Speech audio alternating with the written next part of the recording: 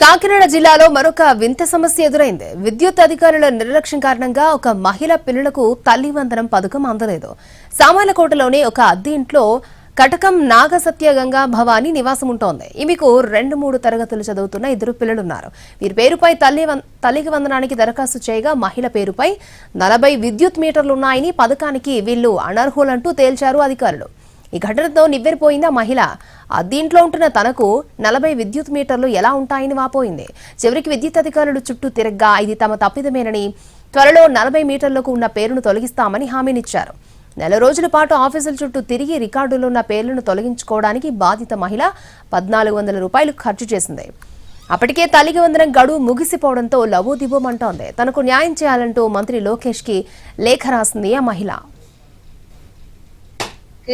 తల్లికి వందనం డబ్బులు పడలేదండి. నా పేరు మీద 40 మీటర్లు ఉన్నాయని వచ్చింది సార్. నేను అద్దెకుంటున్నానండి. 1500 అద్దెలో నేను ఉంటున్నాను సార్.